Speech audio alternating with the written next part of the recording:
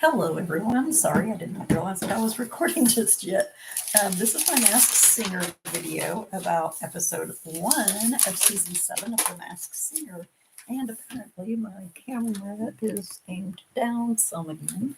Anyway, so I'm not sure if everyone watched this episode or not. If you have not seen it, I will be telling who was revealed at the end of this vlog.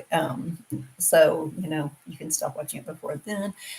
Make sure you subscribe, hit your like button, and share to your social media so that other people can enjoy my channel. So now, um, as promised, the season premiere introduced us to the good group.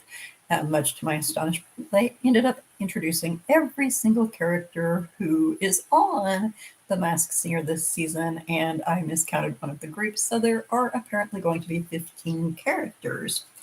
So yes, they introduced us to the good group, which includes the Prince, Firefly, McTerrier, Armadillo, and Ringmaster. It's really, really interesting. I'm looking forward to seeing Armadillo perform. They also showed the bad group, of course, and the one that I thought was like a two-headed monster is actually a three-headed monster called Hydra. Very cool looking. There's Queen Cobra, Ram, Jack in the Box, which is the one I don't recall them saying anything at all about or showing anything at all about on the preview. Maybe they thought that would be too obvious. So as I said, each group actually does have 5 characters for a total of 15, so maybe they're not going to do the wild cards this season. Thank goodness. I really hope that they aren't. I did not care for that. And of course, the last member of the bad group is Cyclops.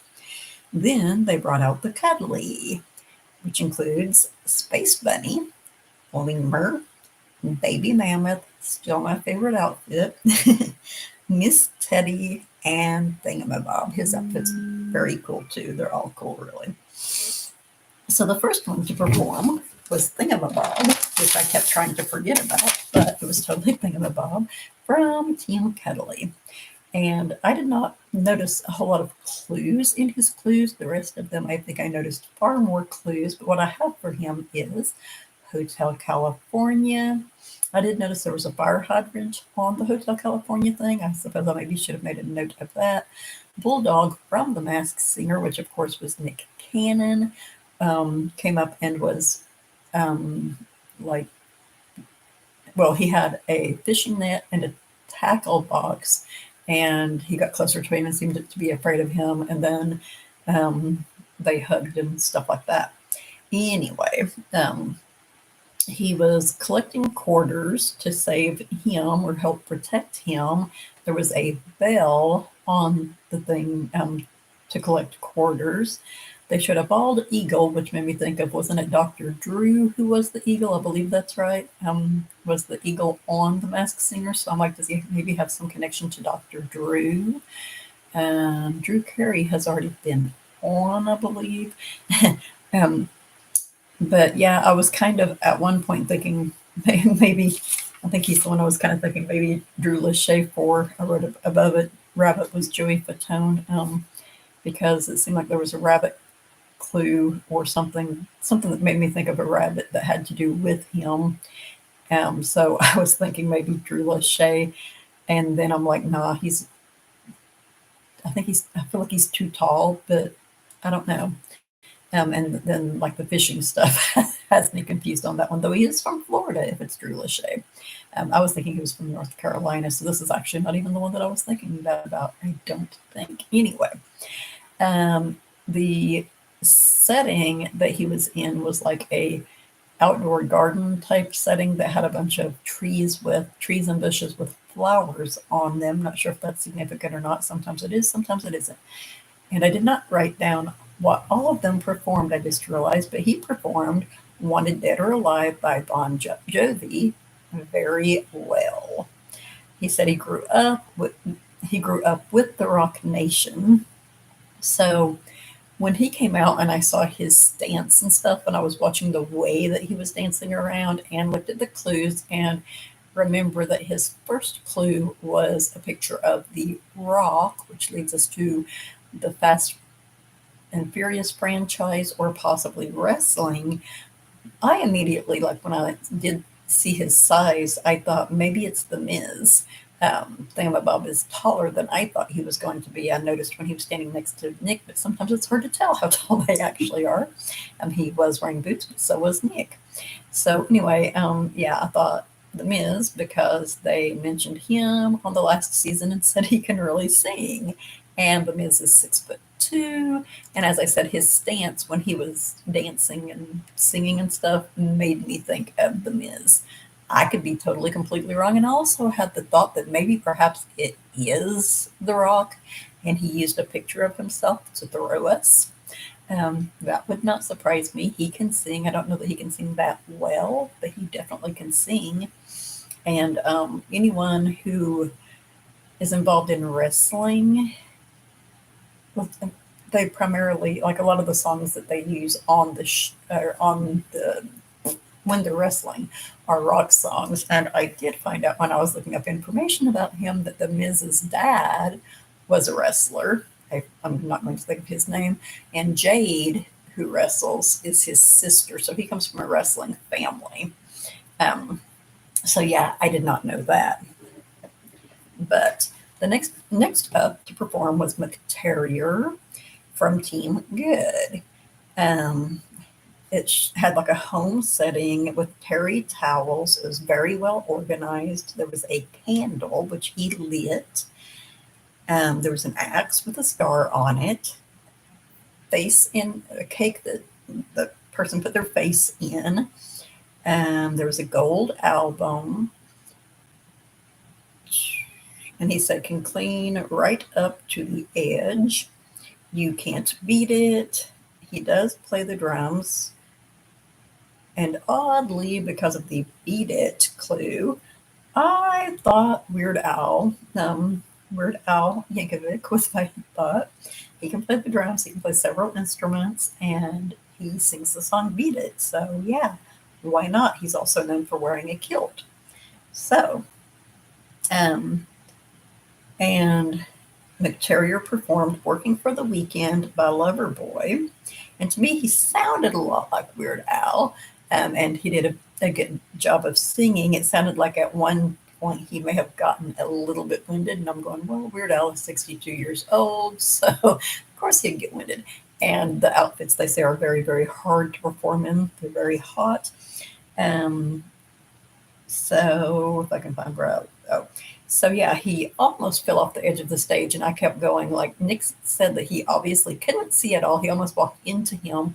The panel was constantly talking about how he couldn't see anything, yet the dancers were all standing well back from him. I've seen episodes before where the dancers would go up close to the people and take them by the arm and help them not get too close to the edge of the stage. So I don't know why they didn't do that with him, but he accidentally knocked his head off. Yep, in case you haven't seen it. Yeah. Oh no. He was kind of turned toward the side when it came off, and he immediately spun with his back toward the audience and covered his head, and he was going, what do I do? What do I do? What do I do? And eventually they cleared the stage and had the panel turn their backs, and of course the audience was all sitting there trying to see who it was. But anyway, and as I said, Weird Al is 62, and they did put his head back on him, and then continued to talk to him. So thank goodness for that, right? He said he plays many instruments to make his art, so it's safe to say that he is an artist. Um, I'll talk more about that later. Anyway, but yes, he plays many instruments to make his art, so it's safe to say he's an artist. And he said, quote, if it's not Scottish, it's crap, end quote, which they said is a Mike Myers thing. But if they're talking about him saying it's crap, which it appeared that they were, I feel like that's a Scottish thing because Gordon Ramsay says it a lot. I've heard Billy Boyd say it. Um,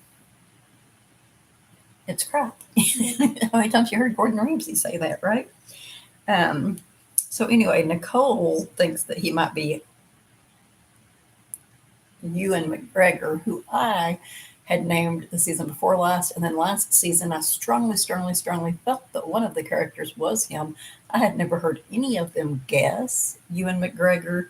So if Nicole is subscribed to my channel, thank you very much. Or if she even watched the video, thank you very much. But I did not feel like McTerrier was him. He didn't even come to mind for McTerrier. But it would be great if it was him. But as I said, I did not feel like it was him. Do not feel like it was him. So Cyclops of Team Bad performed next. His was a bedroom setting with a flag banner, the banners that have the little triangles that are called flags in multiple colors. Maybe I should have checked to see what the colors were. But anyway, he was hugging a huge teddy bear, which I think might have been pink. I'm not 100% certain.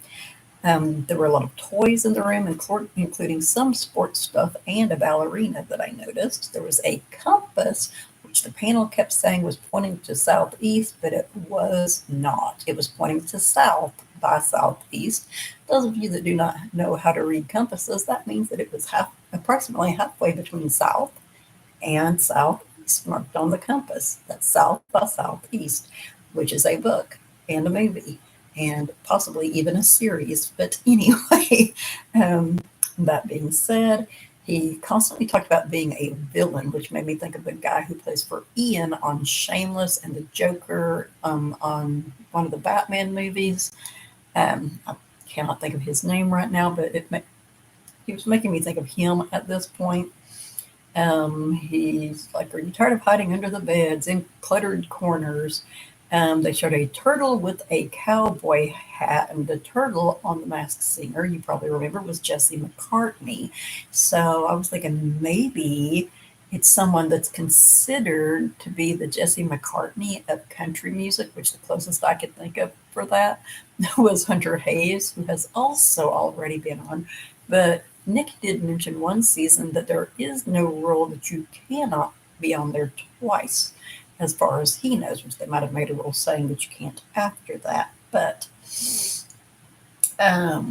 so he said he recommends side drops to deal with bloodshot eyes if you feel like you're already scary enough without them.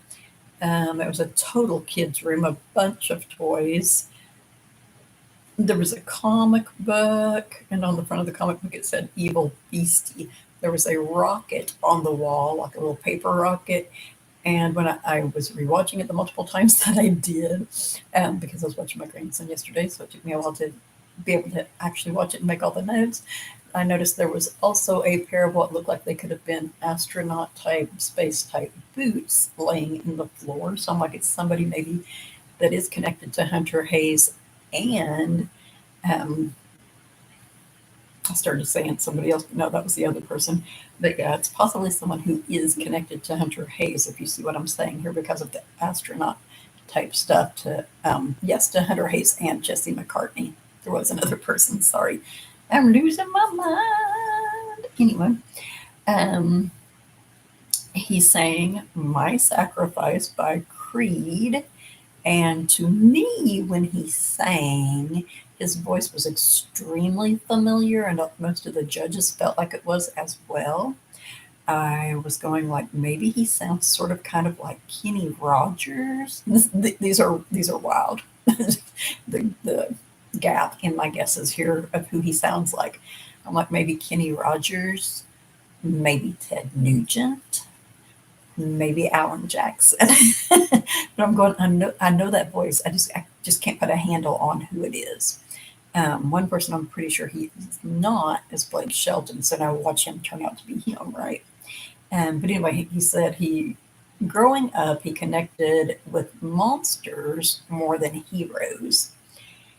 He was the kind of child that was disappointed when Beast turned out to be handsome at the end of the movie.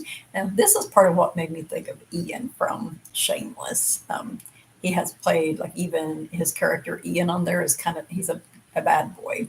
So, you know. But I made a note here that South by Southeast is a book by Anthony Horowitz. One of the things that I found said that it was an art book, but it's totally not. It's a children's detective story.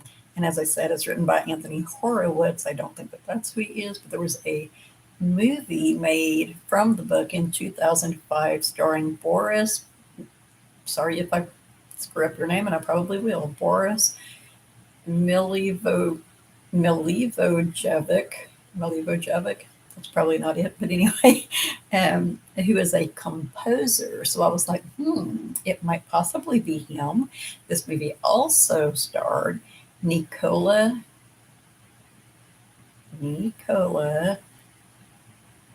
Dirt, Nicola Dorico, I think is how you pronounce it. I'm trying to remember if there's a D and J together in Russian or Bulgarian and such as that. I don't think in this movie. I think was made in Bulgaria. I don't think you pronounce the J, so I think it's Dorico. And he was in the movie World War Z as well as a couple of other more well-known movies. So I'm leaning more toward it possibly being him. And it also starred a man by the name of Balsa Dojo, who was in a whole lot of foreign films, but nothing that I really recognize. So I don't think it's him. But I made a note that it could also be Daniel Craig, since he is in the Golden Compass and it had the compass on it.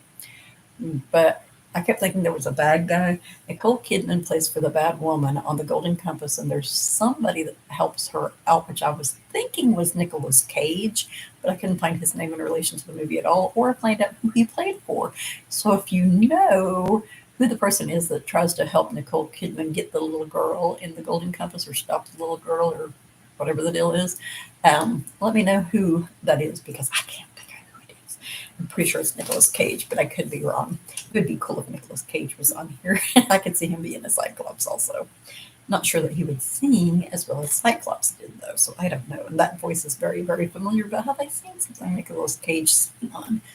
Probably. Wouldn't surprise me. So the next person up was Firefly of Team Good.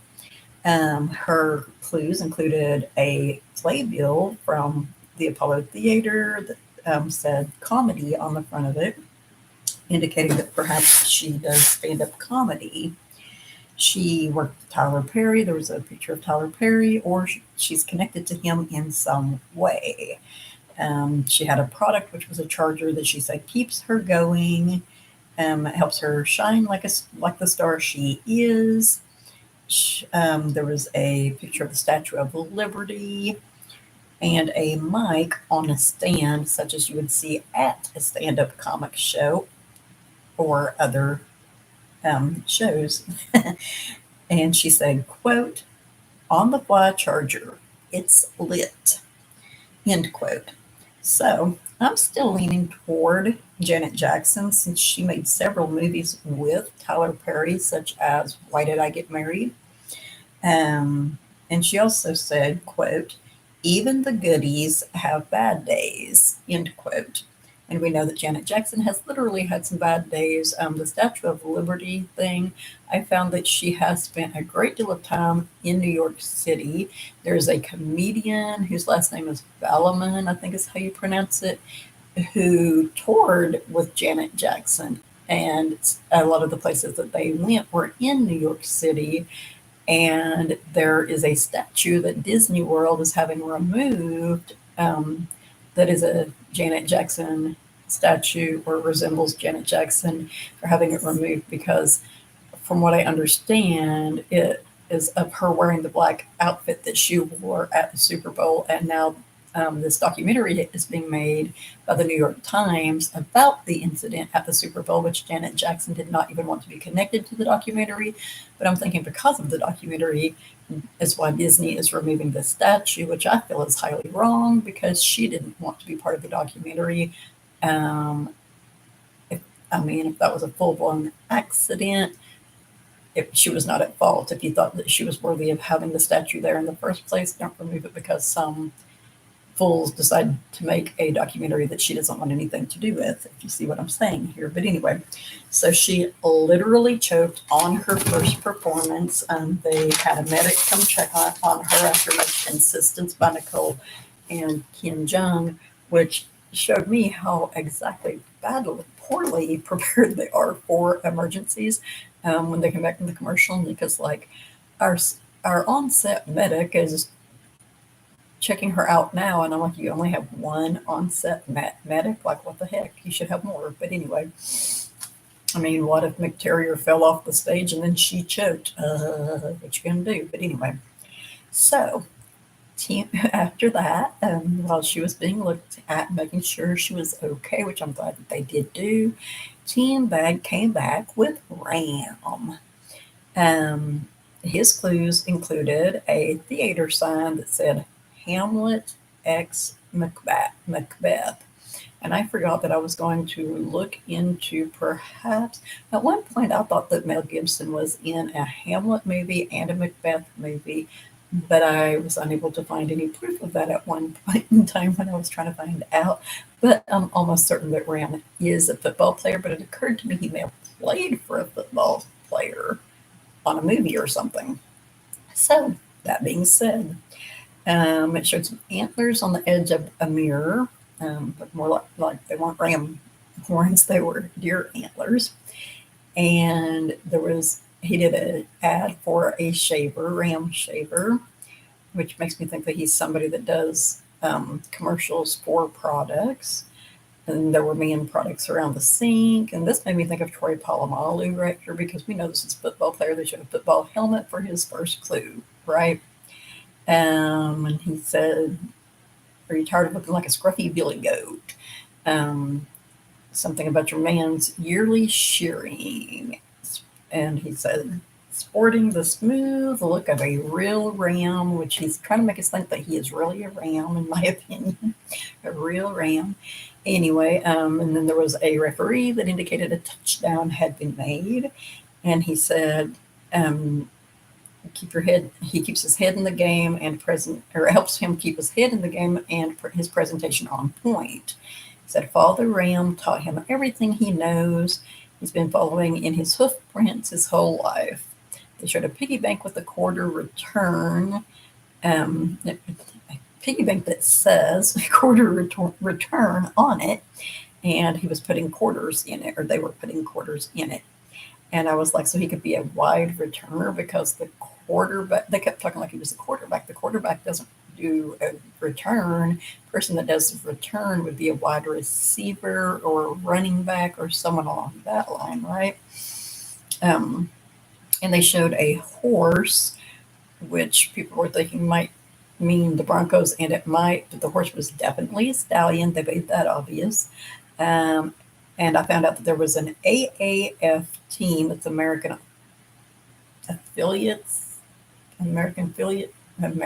Affiliated Football, I believe is what it was, league that existed for a short period of time. And this team was in Salt Lake City, Utah, and it was called the Stallions. So I thought perhaps there was someone on that team that plays for other teams now, but I couldn't find any evidence of that. But Josh Woodrum was number 6 on their team, and he was, ironically, the quarterback, who I don't really feel like, I don't feel like that's the position the person plays, but it might be. And Josh Woodrum also played for the Washington Commanders as quarterback and was number 6. And so Ram went on to say, from young buck to real deal Ram, and it showed some sunglasses. So when they asked him about why he wanted to be on the show, he said, he said that he is, used to telling stories under these lights and worked, and end quote, worked his whole life to get where he is today. He's heard boos and cheers, and I'm like, okay, so wait. He is definitely a football player, but if he's used to telling stories under these lights, I think that he is a commentator, which led me to a whole swarm of people. Is it Michael unless there's Michael Shanahan. It could be Michael Shanahan, but I don't feel like he's that old. Could be Michael Strahan. Terry Bradshaw, of course, was already on the show. But some others that I found is Chris Sims. His father's name was Phil Sims.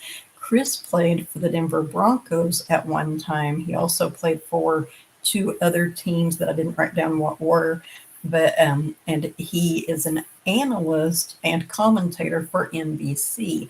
Now, I was not able to find the number 6 connected to him and his family in any way whatsoever, but his dad also played football in the NFL and was a commentator, so he definitely followed in his father's footsteps. And he has a brother. I didn't write down his brother's name. I believe it's Matt and Chris Sims. And Matt had several different numbers. I didn't write down what Chris's number was. I think Chris's number was 11, but Dad's, I think, was 12. And Matt played under the numbers 2, 4, 5, and there was another one, 7, I think it might have been, but I did not find the number 6. But it occurred to me that just because the number 6 is on the helmet doesn't necessarily mean that they are number 6. It could refer to something else.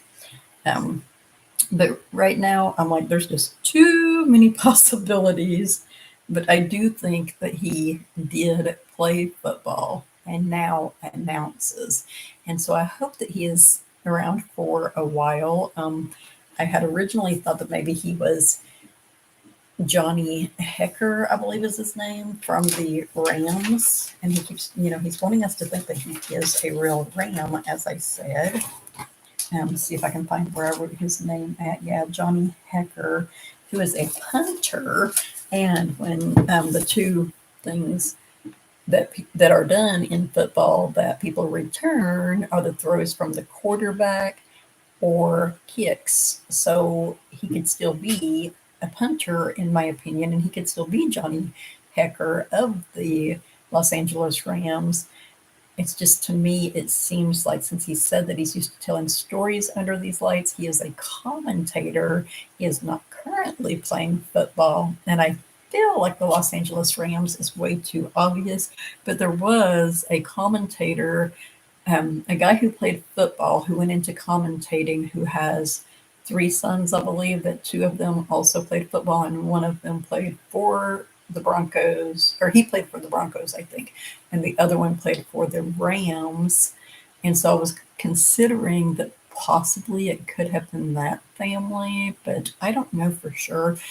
He may turn out to be a football player that I don't know, but he is obviously definitely someone who was an NFL football player and is now an announcer of some sort for football. So, last, Firefly finished her performance. It was a Shakira song, I believe, and I did not write down the name of it. And as you probably noticed, I didn't write down the name of what Ram sang either. They all did very good jobs, in my opinion. And so she sounded also so familiar to me, but I couldn't figure out who she was by her voice. I'm going, is that Shakira? No, I don't think that's who she sounds like. But for now, I'm sticking with Janet Jackson. And of course, then sadly, the first character was revealed. So if you haven't seen it yet and you do not want to hear from me, which is hard to not find out who was revealed because it's all over the internet all of the time. But anyway, stop watching now if you don't want to know that, and thank you very much for viewing. So, for those of you who already know or who want to know but don't already know, the character that was revealed was McTerrier, who definitely did not like losing, nor does the man behind the mask. As I was rewatching it, I was going, him throwing a fit like he threw after they told him that he had to unmask totally makes sense now. And when I went back and watched it, him singing sounded exactly like him. How many times have I said that? It just happens so much.